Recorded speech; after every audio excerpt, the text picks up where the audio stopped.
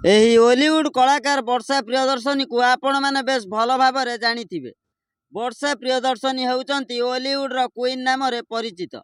ଦର୍ଶକ ବନ୍ଧୁ, ବର୍ଷା ପ୍ରିୟଦର୍ଶନୀଙ୍କ ସମ୍ପତ୍ତି କେତେ ଏବଂ ସେ କେତେ ଟଙ୍କା ମାସକୁ ଇନକମ୍ କରନ୍ତି, ତାଙ୍କ ପର୍ସନାଲ ଲାଇଫଷ୍ଟାଇଲ ବିଷୟରେ ଜାଣିଲେ ଆପଣ ଆଶ୍ଚର୍ଯ୍ୟ ହୋଇଯିବେ।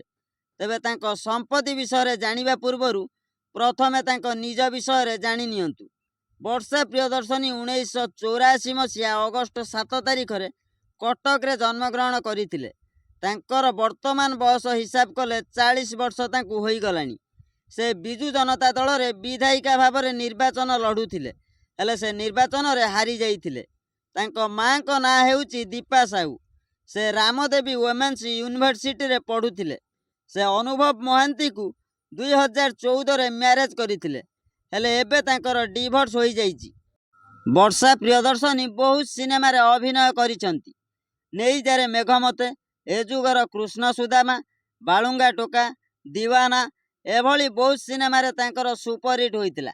ସେଥିପାଇଁ ଦର୍ଶକମାନେ ତାଙ୍କୁ ବହୁତ ଭଲ ପାଇବା ଦେଇଛନ୍ତି ଏବଂ ଓଲିଉଡ୍ର କୁଇନ୍ ନାମରେ ପରିଚିତ। ଦର୍ଶକ ବନ୍ଧୁ, ତାଙ୍କ ସମ୍ପତ୍ତି ବିଷୟରେ କହିବାକୁ ଗଲେ ତାଙ୍କର ଗୋଟେ ବଡ଼ ଆଲିଶାନ ପରି ଘର ରହିଛି। ଘର ଦେଖିବାକୁ ବହୁତ ସୁନ୍ଦର। ବର୍ଷା ପ୍ରିୟଦର୍ଶନୀ ଗୋଟେ ଫିଲ୍ମ କରିବାକୁ 20ରୁ 25 ଲକ୍ଷ ଟଙ୍କା ନିଅନ୍ତି ଏବଂ ବଡ଼ ବଡ଼ କମ୍ପାନୀର ପ୍ରଡ଼କ୍ଟକୁ ଆଡ଼ଭର୍ଟାଇଜମେଣ୍ଟ କରିବା ପାଇଁ ସେଥିରୁ ମଧ୍ୟ ଲକ୍ଷ ଲକ୍ଷ ଟଙ୍କା ନିଅନ୍ତି।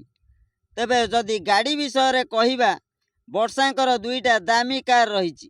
ଦର୍ଶକ ବନ୍ଧୁ, ବର୍ଷାଙ୍କର ଟୋଟାଲ ସମ୍ପତ୍ତି ଯଦି ଅନୁମାନ କରାଯାଏ ତାହେଲେ 5 କୋଟିରୁ ଅଧିକ ହୋଇପାରେ ବୋଲି ଲୋକଙ୍କ ମୁହଁରୁ ଶୁଣାଯାଏ। ହଁ ଆଜ୍ଞା।